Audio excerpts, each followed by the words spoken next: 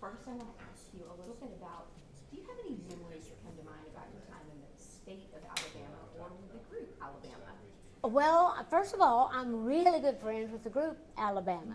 Alabama is a great state for me because my sister Cassie married an Alabama boy, and both her kids were born there. Well, actually, her first son was born in Alabama, and her little girl was born in Nashville. But so I've spent lots of time visiting them in Alabama, and my husband and I love Huntsville, and so we drive there all the time. So at least once a year we make our way down that way and just. But it's great. I love Alabama. Well, you're from Birmingham, though, right? Come on down to Birmingham. Yeah, I know. I love Birmingham too. I've been there several times. Yeah. Yeah. Tell us about some things coming up for you from maybe a movie standpoint. What do you have on the horizon? Well, we're talking about doing a sequel finally after all these years of 9 to 5 with Jane Fonda and Lil Tomlin and I, and another comedy based on some of the issues still in the workplace, that sort of thing. And so we're doing that, and there's a movie called Dumpling, a country way of saying dumplings, but dumpling, about a little girl that's overweight, and she wants to be a beauty queen. Her mother, who is Jennifer Aniston, is producing the movie and starring in it as the mother.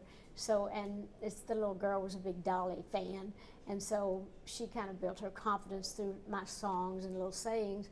And so they asked if I would write some additional music in addition to what the little girl had loved in the movie.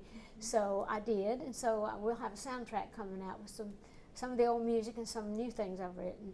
Will Dolly be making an appearance? No, I didn't want to be in the movie because that'd be too self-serving. I thought they asked me to be. I said no. I'm already embarrassed to even work on the music because it would be too self-serving because it's so much about me in it, and I thought it didn't seem right for me to be in it somehow.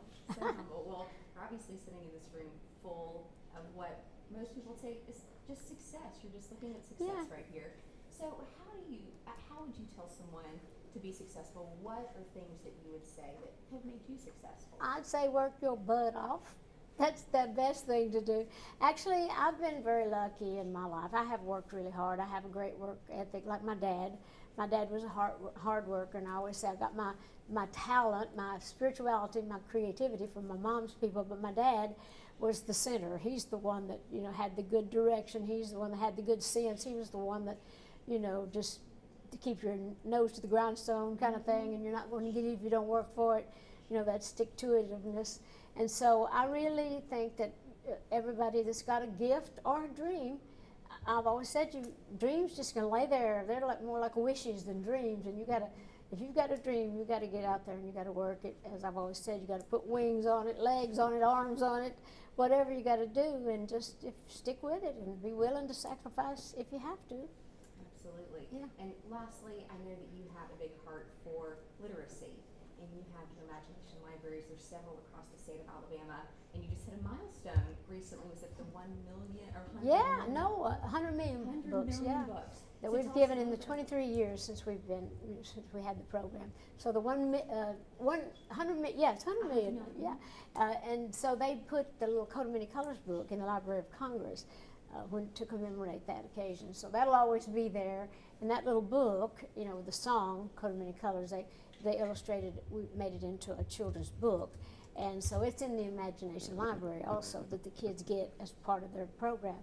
And now it'll be there forever. And then the fact that my dad is the one that inspired the whole program, when I was writing, that my dad helped me, helped me get the Imagination Library going.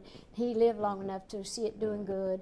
So when I was at the Library of Congress, knowing that little book about Mama, and the whole idea about my dad being proud because he couldn't read and write, and he was so proud of me for that, and just for him to get to share a little bit of that with me was great. So anyhow, but the main thing is all these wonderful people that make all of it possible, the communities that work to get the books in the hands of children around the world now. That's amazing. Yeah. Okay, can you give me a secret?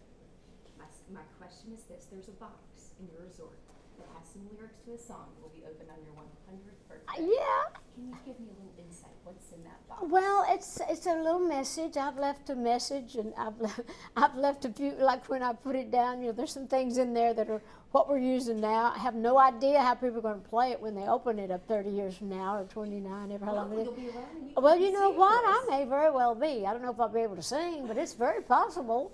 You know, Bob Hope and George Burns, and well, look, little Betty White's already up, way up in her 90s, and she's still in her 90s, working. that's right. So it's possible. Not likely, but it's possible. So, but anyhow, the song is a song that I wrote that kind of, you know, were kind of, you know, people will get a little insight on who I was and what I was hoping for the future and that sort of thing. Wonderful. Yeah. Well, I think that's all the time we All have, right. Well, Dolly. thank you. It was such an Okay. honor.